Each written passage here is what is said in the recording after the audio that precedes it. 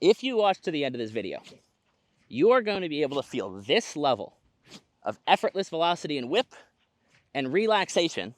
See, like right there in the swing is an effortless whipping action, but you're going to be able to put it through your forehand with topspin contact.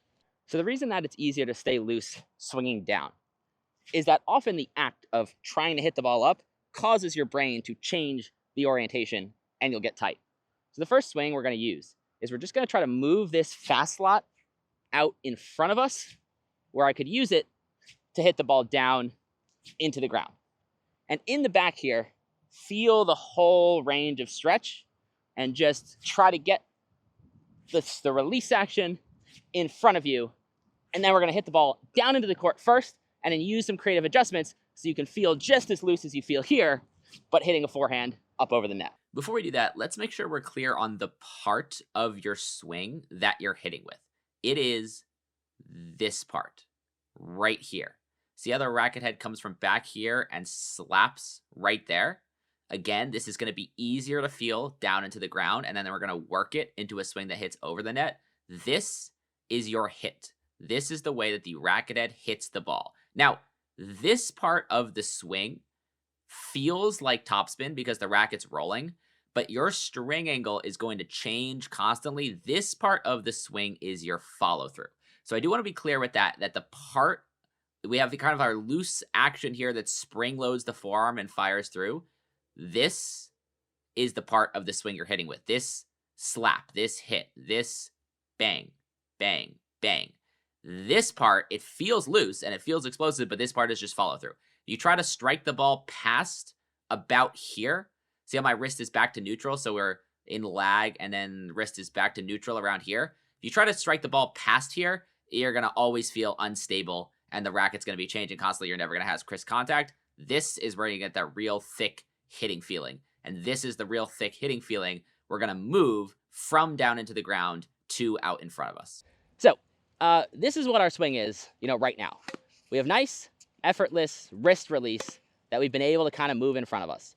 Now, obviously, this swing is not that useful on court, but it is pretty explosive and pretty loose. And so, again, we don't want to lose this feeling. But now here's the magic of how we take this and make it work. No matter how you roll your form in the back, whether you roll it, like Nadal or like, Sinner or more like, Alcaraz, every great forehand reaches a position like this because now when it rolls forward, it rolls through topspin. And the secret here is when you take the arm and you press it forward, and we use the weight for this because it's heavy, and so it forces you to feel this. This action makes your shoulder want to roll back, and it'll get your hand in the position where the spin works. Now, a couple of things to show here. This elbow space is pretty necessary for the leverage to actually press through. So if Alexa relaxes her whole upper back complex here and relaxes the elbow down in, now relax and now try to press it forward, it doesn't really work. I mean, you can get like a tiny bit of momentum and that's it.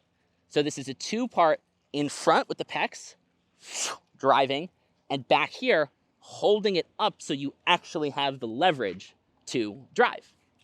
Now, the kind of last part here, do one more for me, is she's driving that on this vector, and you just want to try to do the whole range of vectors and get used to how your arm behaves as you press it. So this is like a very low to high vector. That is like a more of a straight vector. And you can even go do one like down for me just to really learn your entire range. All right, you can give me that. And now we're just going to try to connect our hand, what we were feeling through here, onto the end of that pressing action. It might take a couple to sync it up. I mean, okay, not for Alexa, but for you, it will probably take a couple to sync it up. But once you get it, you're going to be able to feel that level of looseness on the end of the swing. And if you want to read even more about that, I have written at length about the press slot and how the pressing action powers the forehand. That's on our website, totally free. Put the link to that below if you want to read that. Now, there's another great progression for this, which is to stay sideways. And the reason is, if you over-rotate on this, I can't press anymore. If I were to press, I'm just going to shank the ball off to my side. So we could do the exact opposite progression, staying sideways, do one or two with the weight, staying sideways and pressing, truly pressing across the body. You're not going to hit your full forehands like this, but feeling this, feeling that pressing action. All right, yeah. And just staying sideways, and just to get that sense of, just what you can produce when you stay fully sideways, and then you can kind of add the rotation back in. Yeah, so you'll notice this is a tiny, tiny rotation, and yet the ball is going very fast, and I know you can't see it, but very effective. And then, once you do that, you can rotate as much as you want, but hold on to that feeling so that you learn, wait a minute, maybe I'm doing everything right with my hand, and it's just that my over-rotation is messing me up slightly.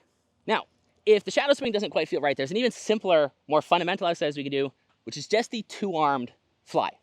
So this is just the pressing action, no swing, no thinking about pretending there's a ball, and this is how it's performed. Critically, if Alexa relaxes her whole chest and back area, see how the elbows come in and everything gets very, very weak. All right, turn around quickly for me. All of this muscle back here, in and around the scapula and the side here, maintain just enough elbow space holding it up. And that is what gives you the leverage to press the weight forward. You are never going to have leverage stuck down here. Now, lastly, the entire scapular complex, so not just the humerus in the shoulder, but the entire shoulder and shoulder blade glides back and forward in the most comfortable way that this is performed. So see, that entire thing glides back into retraction, and that entire thing glides forward into protraction, and that is going to give you the most force and the most comfort. Now, on your forehand, go ahead and swing. You are not going to have nearly as much retraction as when you're using a 2.5-pound weight. So it is not like we are trying to mimic the exact motion we're doing, but you are still going to feel the stability through here, feel these muscles holding the racket up, allowing you to feel your pecs activate, and that's what allows you to keep that elastic energy in your wrist. It'll turn it up for you, and it'll go through the contact. So here's why the best version of the topspin swing feels like swinging down. The edge of your racket, even when your swing is going slightly low to high, the bottom edge of the racket is not leaking under the swing. So even if the swing path is here, the top edge is leading. Now, the reason it feels like hitting down and burying the ball is because your brain doesn't quite realize that your shoulder has stretched all the way back to here. So your brain thinks your hand is like here. Like you said, you feel like your strings are down the entire time when you swing. Yeah, I do. They are physically here, but your brain often doesn't really know this is happening. And so paradoxically, if your brain goes, oh, I got to get it over the net, I got to open the racket face, you'll end up leading with the bottom edge. So I see people getting stuck in this. Now, that went in because I didn't hit it hard. But if I hit it harder, it's going to go out. And the reason is my brain isn't trusting my arm to roll back. And so it's leading with the bottom edge here. And like maybe I'm thinking about getting topspin like that, or just like thinking I have to hit it up. So let's not worry about hitting into the net, and let's just hit down. Just hit down. And now we are looking to correct that, not by going like this, but instead just by pressing in the right way such that my hand gets in the position that I want. So this is just hitting down with my hand and forearm the same way. So I'm still hitting down with the hand and forearm. And as you calibrate this, it's fine if you miss a couple. Now, these have been pretty good. Oh, I could feel there. Oops, I just leaked here. So just feel, just got to get on top of it a little bit more. And there you go, and just calibrate it.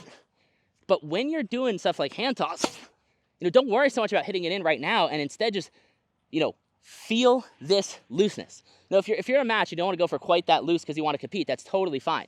But here, don't lose this. Just go back to this if you lose it. You are trying to use your pressing action so that you can recruit the best version of your topspin contact. And then you're trying to use big upstream muscles So all the tension is here and here and here. This is where all the tension is. We're trying to use tension through the big upstream muscles so that this can get in the right place, on the right vector, and then not need tension through there.